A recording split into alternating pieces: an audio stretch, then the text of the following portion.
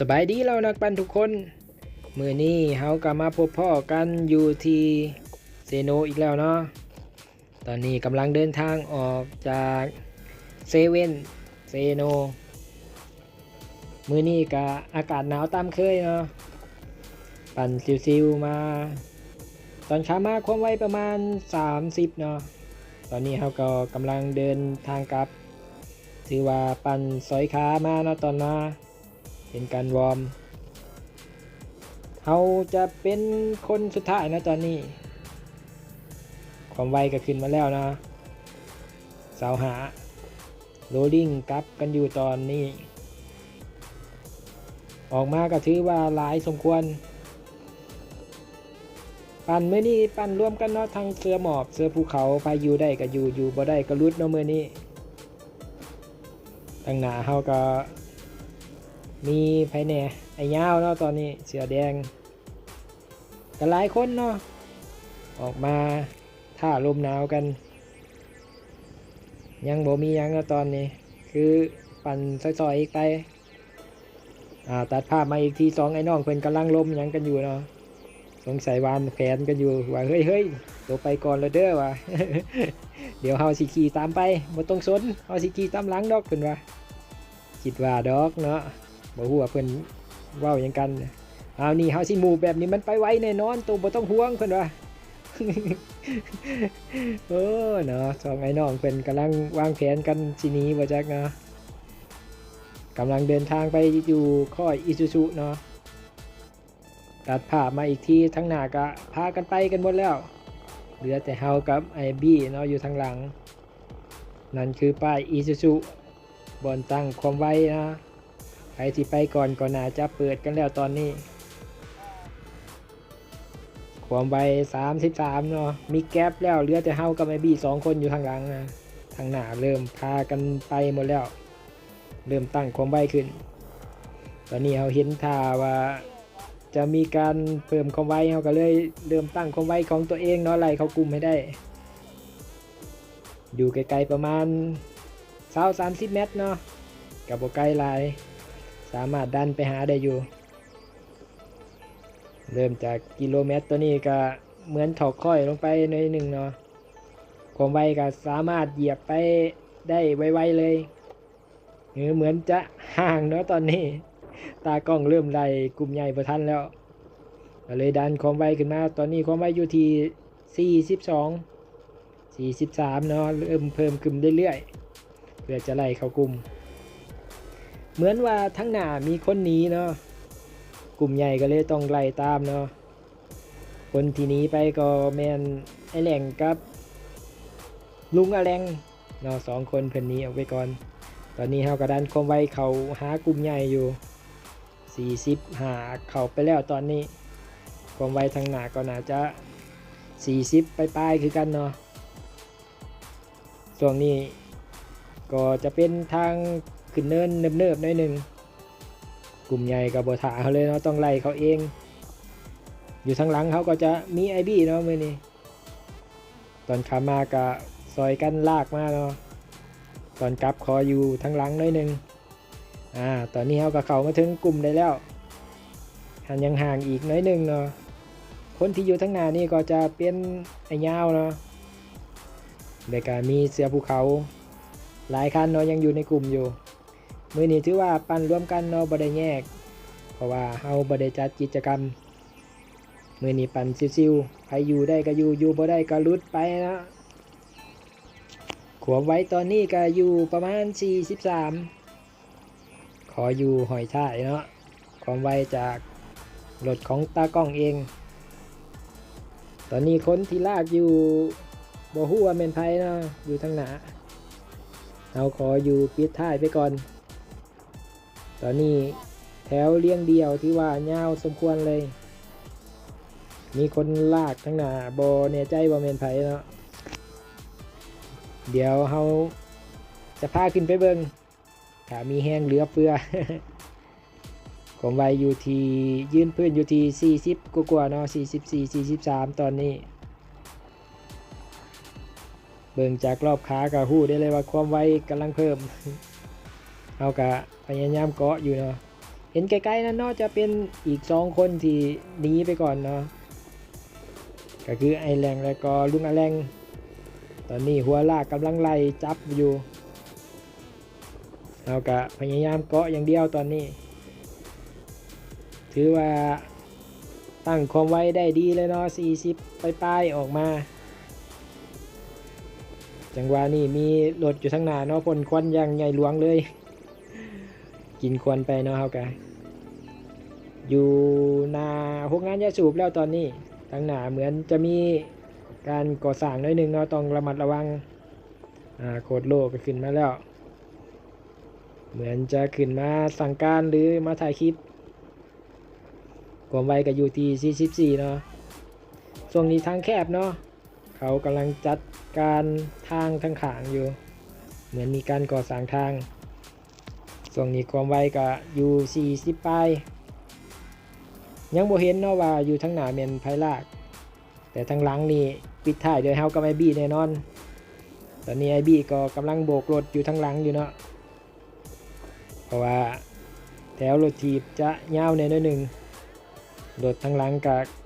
ให้เกียรติรถถีบอยู่เนาะให้รถถีบผ่านไปก่อนเพราะว่าช่วงเมื่อกี้นี่ก็จะเป็นทางที่เขากำลังสร้างอยู่มันก็เลยมีการติดขัดนิดนึงเนาะไอบี้ก็เลยโบกรถทางหลังให้เนาะมาติดตามกันต่อตอนนี้ก็คือยังไล่จับกลุ่มหนาอยู่ตอนนี้ตากล้องกำลังขึ้นไปอยู่เนาะว่าเมียนไผลากคนที่ลากอยู่ก็จะเป็นมาริโอเนาะไล่จับได้แล้วจังหวะนี้ตากล้องเหยียบเลยเนาะใส่ความไวดันขึ้นมาว่าจะไล่มาหากลุ่มหนาความไวตอนนี้ก็เหลืออยู่ที่49โอ้โห49 50เนาะจังหวะนี้ว่าจะพากลุ่มหนานี้ไปต่อให้มาริโอไล่น้อยหนึ่งถ้าใครอยากเข้ากล้องตอนนี้ก็ถือว่าต้องไล่มาเนาะพอตากล้องอยู่ทางหน้าแล้วความไวอยู่ที่49.7คนทางหลังเขาก็ยังเป็นไอแหล่งเนาะตอนนี้ตากล้องเหยียบนี้ว่าชันถ้าใครอยากเข้ากล้องก็ต้องไล่ตามมา47 48เนาะตากล้องเหยียบไปจังหวะนี้ฮอดส่วนน้ำแล้วจากนี้ก็จะเป็นการถอกค่อยยาวๆเลยเนาะหลังจากฮอดหน้าส่วนน้ำเห็นหลักกิโลนั่นบ่จากหลักกิโลนี่ก็จะเป็นการถอกค่อยยาวๆเลยเนาะจังหวะนี้เขาก็ได้ตีซองให้ไอแหล่งขึ้นไปต่อเหมือนกลุ่มใหญ่จะจับทันเนาะหลังจากที่ตากล้องโดดออกมาทางหลังย่านบ่ได้เข้ากล้องก็เลยไล่ตามตากล้องมา นี่เนาะมาริโอไล่ปิดแก๊ปให้ตามโดยไอทิ้งเนาะเซินเสือสีขาวเนาะแล้วก็แฟนต้าเนาะถือว่าเหนียวแน่นเนาะเสือภูเขาตามด้วยเฮียกู้เนาะเสือภูเขาอีกคันเสือแดงๆนั่นไอ้ยาวเนาะกำลังไล่มาอยู่บ่แน่ใจว่าทั้งหลังนี่แม่นไผเนาะแต่เบิ่งจะเงาแล้วนะจะแม่นบ่เซ็งตอนนี้จังหวะนี้เพิ่นยังเกาะมาอยู่ถอกค่อยจังหวะนี้บ่แน่ใจว่าคนที่อยู่ทางหน้าแม่นไผเป็นคนพาถอกเนาะแต่ความไวเริ่มเพิ่มขึ้นไป54 55โอ้โหถอกค่อยกันแบบบ่รอกันเลยเนาะ59 60เข้าไปแล้วเนาะตอนนี้ทางหน้าก็บ่พอนรอกันเลยโอ้โหรู้สึกว่าเสือภูเขาตอนนี้สอยจนขาออกควันเลยเนาะใครที่ใช้ใบจานน้อยมานี่ถือว่ายังซอยความไวขึ้นมาสูงๆเลยข้างๆเข้าข้างนี้ก็จะเป็นไอบี้เนาะจังหวะนี้ก็ถือว่ากระตุ้นเบาเซ็งอยู่ว่าให้ติดกลุ่มมาเนาะเบาเซ็งจะลุดนะตอนนี้ความไวค่อนข้างว่าสูงเนาะตอนลงมาแล้วมาต่อเนินอีกคนที่อยู่ทั้งหน้าเสียสีม่วงๆนะจะแม่นลุงอาแรงเนาะตอนนี้ดันความไวขึ้นไปอยู่ที่30ปลายๆช่วงขึ้นเนินเนาะเหมือนว่าจะยังบ่แผ่วกันเลยตอนนี้เบิ่งจากรอบของเสือภูเขาสอยแยกๆๆๆแล้วเนาะมื้อนี้มีข้าวควันบอกเลยว่าความไวบ่มีตก ทิ้งหลุดลงมาเนาะจังหวะนี่เหมือนได้ยินเสียงไอบี้ยู่หลังทิ้งอยู่บ่ให้หลุดเนาะพยายามดันเข้ากลุ่มความไวก็เริ่มตั้งขึ้นมาเป็นเลข38คนที่ลากอยู่บ่แน่ใจว่าเป็นไผเนาะน่าจะแม่นลุงอแรงถือว่าแข็งแรงหลายเนาะอายุเกือบ60-70แล้วแต่ว่ายังถีบกับวัยหนุ่มแบบบ่ย่านเลยขึ้นอยู่หน้าตลอดนั่นเนาะเสือม่วงๆทั้งหน้านั่นถือว่าเป็นขาแห้งพอสมควรตอนนี้คนที่ขึ้นไปลากต่อก็จะเป็นมาริโอแต่รอต่อมานี่บ่ฮู้ว่าเป็นไผเนาะจะเป็นไผกันไอ้ยาวหรือว่าลุงอาแรงน่าจะเป็นลุงอาแรงเนาะรอ2รอ3น่าจะเป็นไอ้ยาวตามด้วยเสือภูเขาแฟนต้าตามด้วยเฮกูแบกกระเป๋านี่มีน้ำหนักอยู่ประมาณ1กิโลหรือ2กิโลเนาะถ้าทิมกระเป๋าออกไปนี่ความไวน่าจะพุ่งตอนนี้เป็นช่วงถอค่อยเนาะความไวก็เริ่มเพิ่มขึ้นมาเป็น47เหมือนจะเป็นมาริโอเนาะพาถอค่อยลงไป40ไป49จะเข้า50แล้วเนาะจังหวะนี้ก็ไปกันยาวๆเลยทั้งหลังเงาโบหูเนาะว่าแมนไผยังตามมาอยู่ตอนนี้โฟกัสอยู่ที่ทั้งหน้าอย่างเดียวเหมือนมีการฟรีขาหน่อยหนึ่งน่าจะเก็บแห้งหรือจังใดพอหลังจากวิดค่อยตัวนี้ก็จะมีเนินอีกเนาะคนที่พาถอค่อยตอนนี้ก็จะเป็นมาริโอตามด้วยลุงอาแรงและก็ไอยาวแฟนต้าและก็เฮียกูยังเหนียวแน่นนะจังหวะนี้โอเคมาริโอลงมาพักแล้วคนที่ลากไปต่อจะเป็นลุงอาแรงเบิ่งว่าเป็นชิลากไปหอดไสเนาะถือว่าอายุเป็นเพียงตัวเลขอยู่ดีจังหวะนี้เพิ่นยังขาแข็งแห้งอยู่อายุน่าจะเข้า70เลยเนาะน่าจะเป็นรุ่นปู่รุ่นพ่อเขาแล้ว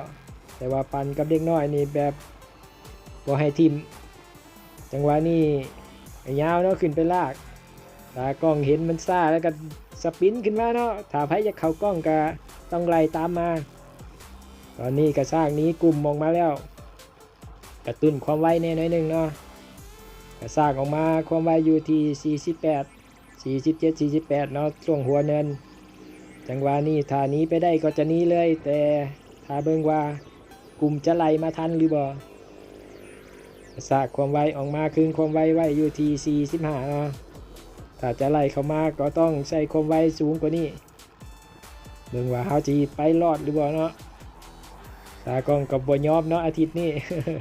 พยายามขึ้นมาหน้าได้กระซากออกมาเพื่อกระตุ้นกลุ่มหน่อยนึงเบิ่งว่าไผจะเป็นคนไล่มาปิดแก๊ปเฮาเนาะ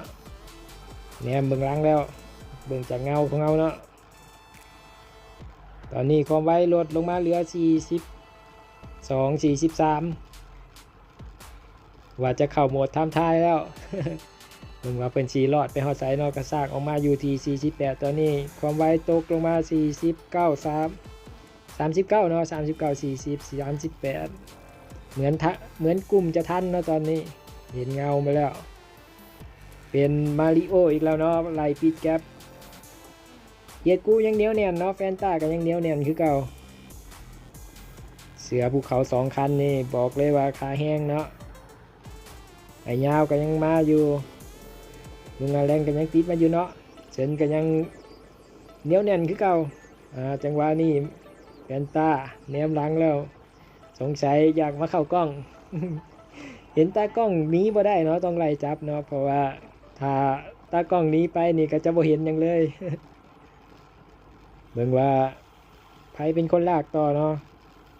ความไวตอนนี้ก็อยู่39 40เนาะหลังจากที่เด้งมาปิดแก๊ปปิดแก๊ปตากล้องเนาะย่านบ่ได้เข้ากล้องก็เลยต้องปิดแก๊ปจังหวะนี้ก็ยังถีบเก็บแห้งกันอยู่เนาะลงค่อยก็อยู่ที่40ความไวคนที่ลากต่อก็ยังเป็นมาริโออยู่ ทั้งหลังนี่บ่ฮู้ว่ามีไผแน่เนาะแต่ก็น่าจะยังตามกันมาอยู่จังหวะนี้คนที่ขึ้นไปลากน่าจะเป็นเฮียกู้เนาะลากยังค่อยมาริโอขึ้นไปเปลี่ยนแล้วสงสัยเห็นว่าความไวมันซ่าหรือจังไดหลังจากขึ้นไปความไวพุ่งเข้าไป44 45 46 47เริ่มดันความไวขึ้นไปอีกเนาะ48เข้าไปแล้วตอนนี้ตากล้องก็หอบแหบแล้วเนาะโดดออกมาดอก1 2ดอกแทบก็อักเลือดนะตอนนี้ก็ลงมาเก็บภาพคือเก่ารู้สึกว่าเพิ่นบ่ให้หนีเลย ตากล้องนี้บ่ได้เนาะเพิ่นว่าต้องไล่ปิดให้ได้ถ้ายังออกกล้องเนาะความไวก็เริ่ม47เข้าไปแล้วเนาะตอนนี้46วิดโค้งนี่ก็จะเป็นเนินเนาะถึงว่าเนินนี่ใครจะยิงอีกหรือบ่เสือหมอบมาอยู่หน้ากันหมดแล้วแต่ก็มีเสือภูเขาอีกคันหนึ่งเนาะเฮียกูยังอยู่หน้าอยู่ยังเหนียวแน่นและอีกคนก็เป็นแฟนต้าเนาะเสือภูเขาอีกคันหนึ่งที่ลงมาในกลุ่มเสือหมอบคนที่ลากไปต่อก็เป็นมาริโอหล่อสองเป็นในยาวเนาะจังหวะนี้ตากล้องจังไดเนาะตากล้องดันความไวขึ้นมาขึ้นเยียงขางมาริโอบ่ได้เร่งเนาะบ่ได้กระซากแต่พยายามพากลุ่มขึ้นเนินความไวประมาณ4โมเมนต์เลข4ตีเลข3เนาะ37 38ขึ้นเนินตัวนี้ก็จะไปต่อที่ค่อยนาเกลือเนาะบ้านนาเตยเหยียบขึ้นเนินกันอยู่ที่38เนาะถือว่ามื้อนี้นักหน่วงหลายใส่กันตั้งแต่ออกจนมาฮอดบ้านนาเกลือกันเลยตอนนี้ตากล้องก็ลากคนเดียว ลากพากลุ่มขึ้นเนินอยู่เนาะเนินนี่ก็ถือว่ายาวพอสมควรเนาะเกือบ1 กิโลได้เนาะหลังจากนั้นก็จะถอค่อยไปแบบยาวๆอีกความไว้ตอนนี้อยู่ที่38เนาะดันขึ้นเนินเห็นหลักกิโลนั่นบอกคือจุดจบของเนินนี่เนาะจากนั้นก็จะลงค่อยยาวๆไปเลยไปหาบ้านนาเตยตอนนี้ก็หอมแหมแล้วเนาะตากล้องบ่ฮู้ว่าเขาสิทิ่มตากล้องตอนใดเนาะความไวตอนนี้อยู่ที่39ไปปลายเนาะถอค่อยพาขึ้นเนินมาแล้วก็ถอค่อยต่อยังบ่มีไผขึ้นมาเปลี่ยนนะตอนนี้ก็จะมาถึงอิซูซุบ้านนาเตยศูนย์อิซูซุเนาะตอนนี้มาริโอขึ้นมาเปลี่ยนเบิ่งว่าทางหลังสิเอาจังใดดีมาริโอมาลากต่อช่วงนี้เป็นช่วงเรียบๆนิดนึงเนาะจากนั้นก็จะเป็นเนินเนิบๆจากบ้านนาเตยไปประมาณ1 กิโลเป็นเนินบ่สูงหลายเนาะแต่ว่าเป็นเนินเนิบๆไปถือว่าเฮ็ดให้เฮานักขาอยู่พอสมควรผมไว้ตอนนี้ตกมาอยู่ที่36เนาะมาริโอที่2ให้ตากล้องขึ้นอีกสงสัยยังให้ตากล้องตายเอาทางให้หลายๆเดี๋ยวมือหน้าต้องให้มีกล้องหลายหน่วยเนาะเพราะว่าตากล้องก็อยากออกกล้องคือกันผมไว้ตอนนี้อยู่ที่35เนาะถือว่าเป็นเนินเนิบๆให้เฮาพอได้นักขาหน่อยหนึ่งเนาะตึงขาหน่อยหนึ่งทั้งหน้าก็จะเป็นเสือภูเขาเนาะสายสุขภาพเอาก็ไล่มาทันเบิ่นอยู่นี่ช่วงนี้ก็เบิ่งวิวเดินทางไปก่อนตากล้องขึ้นมาลากกลุ่มอยู่ทั้งหน้าแล้วความไวอยู่ที่34เนาะใกล้จะวิดเนินแล้วเบิ่งว่าไผสิขึ้นมาเปลี่ยนต่อจังหวะนี้เฮาก็ให้มาริโอขึ้นมา เหมือนจะลากกันอยู่2 คนจังหวะนี้ยังบ่มีภัยขึ้นมาแล้วคนที่อยู่หลังเขาก็จะเป็นลุงอแรงเนาะเราก็เลยต้องมาอยู่ล้อ2 ไปกันต่อความไวอยู่ที่35 36เหมือนจะพากันเยื้อๆแล้วเนาะตอนนี้ความไวเริ่มตกแล้วจังหวะนี้เฮาก็เลยขึ้นมาซะเนาะความไวเหมือนจะตกแล้วเฮาก็พยายามดันความไวขึ้นเนาะอยู่ที่37 38ช่วงนี้ก็เป็นช่วงทางระเบียบแล้วตอนนี้ก็ใกล้จะถึงซุ่มแล้วเนาะซุ่มเส้นไส้ของเฮาความไวมาอยู่ที่40แล้วเรียบยาวๆแล้วตอนนี้เบิ่งว่าทั้งหลังสีเอาจังใดกันต่อเหลืออีกประมาณ1 กิโลเนาะหรือประมาณ800 เมตรเพราะว่าลักกิโลอีก1 ลักจะอยู่ทั้งหลังซุ่มเนาะนั่นในซุ่มเส้นไส้ของเฮาจังหวะนี้เนาะมาริโอยิงออกไปเบิ่งว่าสิมีภัยไล่บ่ขุบซ่าเกินไปเนาะลุงอาแรงกระโดดออกไปต่อจังหวะนี้เฮาบ่ได้ไล่เข้าไปพยายามแนมหลังเบิ่งว่ามีภัยจะไล่เส้นเนาะก็ยังปิดต้อยหอยตามมาอยู่นั่นเนาะจังหวะเส้นชัยนี่เสือภูเขาขาแห้งของเฮาแซนต้าเนาะจังหวะนี้เป็นจะเข้าเส้นด้วยท่าใด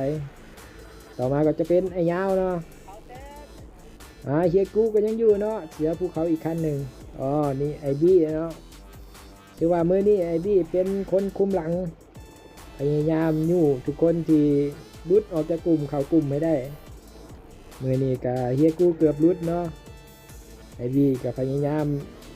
ยู่หลังเข้ากลุ่มมาอยู่พากันผ่อนขาแล้วหลังจากที่ฮอดซุ่มเนาะเหมือนจะผ่อนก็คือบ่ผ่อนเนาะเหมือนจะไปก็คือบ่ไปความไวกับค่าอยู่ประมาณนี้แหละช่วงใกล้จะฮอดเนาะ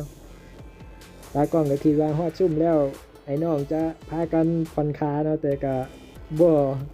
พากันไปต่อนะตอนนี้มาแล้วไปต่อกันตัดมาอีกทีเฮามาฮอดลักที่2เนาะทางเขาบรรทัดแล้ว